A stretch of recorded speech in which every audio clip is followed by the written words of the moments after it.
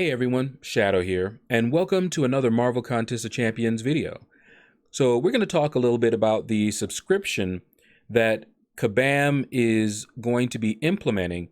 I heard about this yesterday during my live stream, and when I first heard about it, I started to get a little sad because I was thinking maybe it was a subscription pay to play, and that would have ended my time with MCOC. One of the reasons that I started playing MCOC is because I didn't have a regular job and I could not afford to pay a monthly fee. So a little about my background. I've been playing online games for a very long time. And when I switched over to MMOs, games like Dark Age of Camelot, World of Warcraft would be the one that I think a lot of people have heard of, but I've been playing long before those games. And those games require you to pay in order to play. I believe when I was doing it, $15 a month was the normal monthly fee. You could not play unless you paid. But this subscription that Kabam is implementing is not like that.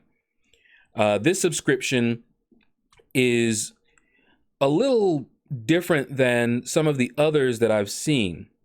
Let me explain. So you have games that are free. You have games that are freemium, I guess you would call it, where it's free to play, but in order to get certain content, like expansion packs or, things like that, you would have to buy those. And that's the key. You buy them. A one-time fee, you purchase it, and you're good.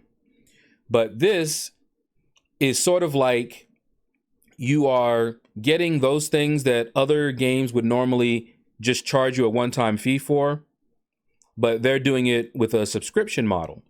Still not new, but I'm just not as familiar with that because the games that I normally play didn't do it that way. But subscription models are nothing new.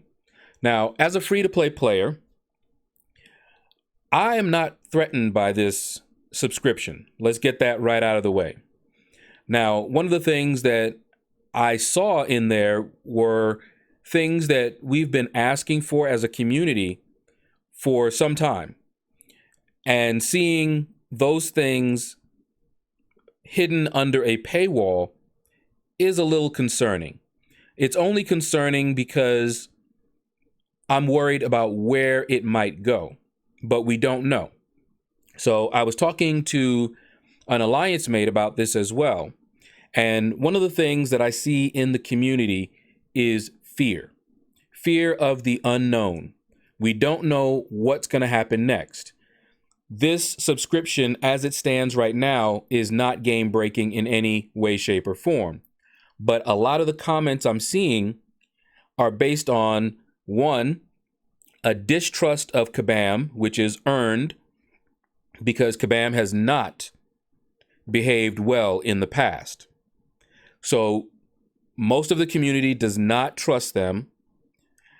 And two, as I mentioned earlier, fear of the unknown.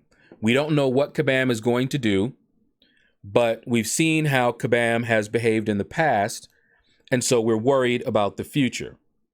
Hopefully that sums up pretty much what's going on right now.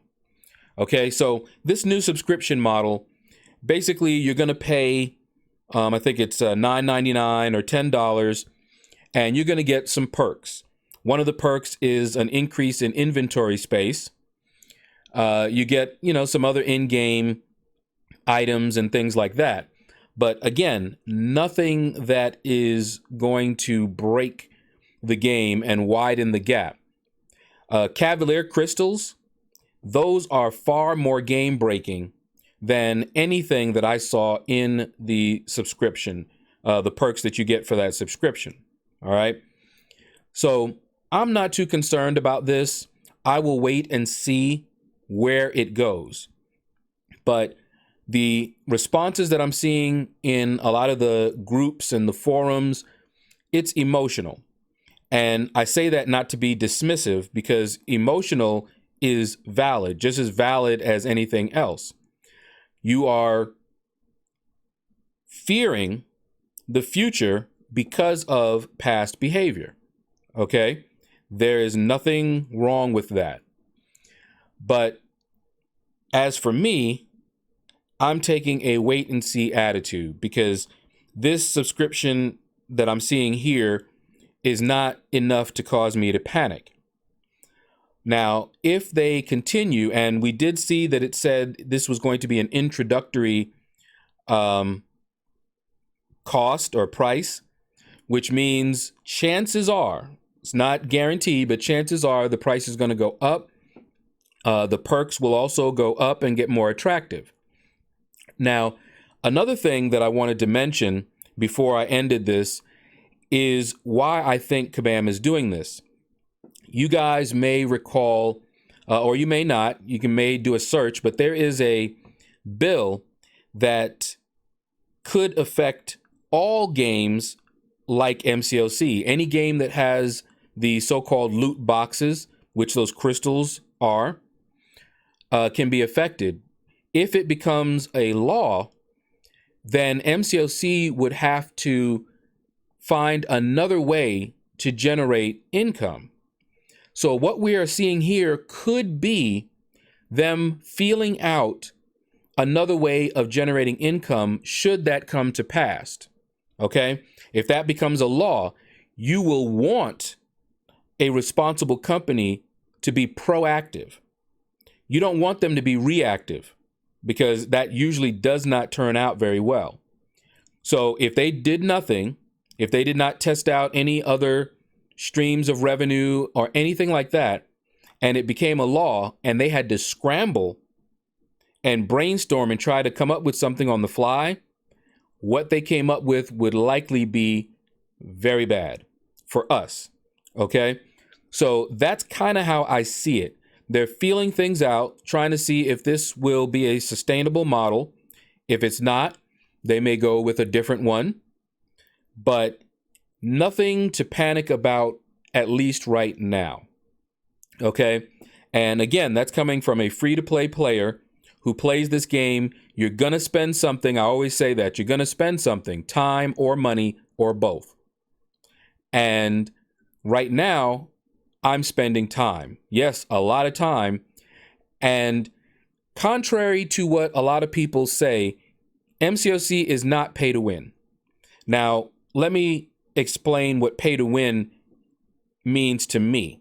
Now, it may mean something different to them, but pay to win means that you are unable to compete at a high level without paying. And both myself and Brian Grant, aka Contest Champion, are proof that that is not true. As long as you have at least one person that can compete at a high level without spending, then you cannot say the game is pay to win, because they have provided a means, even if you choose not to avail yourself of that means, but they have provided a means for you to be able to accomplish that. Now, I have played games and quickly left them that are pay to win. It was literally impossible for you to compete at a high level without spending money. Sure, you could still play, but you would go only so far, and that was it. The in-game currency of this game that I'm talking about, you cannot grind for it. Okay? There's no grinding for this in-game currency. You have to buy it or win it in high-level competition. Do you see the catch-22? You can purchase the in-game currency or win it at a high level, but you're not going to be winning a lot at the high level unless you have a lot of this in-game currency in order to basically open up the equivalent of crystals that this game has. So it is definitely a pay to win, but MCOC is not. Anyway, that is my take on it. Let me know in the comments below what you think. Again, I am not trying to invalidate anyone's opinion on this, just sort of explaining what I see and what's going on. Just analysis. You know, I like analyzing things. So my take is that I'm not worried yet. I see the potential for being worried, if you want to say it that way. But right now, this particular subscription package is not a cause for me to worry. And I see the arguments people are using, and a lot of them are valid because they are worried. They are using Kabam's past behavior and are worried about the future, which again is valid.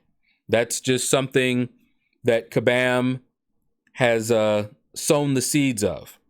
Okay? But that's going to do it, guys. Hopefully this has been educational for you. If you do not know any of the details of this subscription service, check it out on the forums. But basically, it's just you pay a monthly fee, you get a package, certain perks in the game. That's pretty much all it is.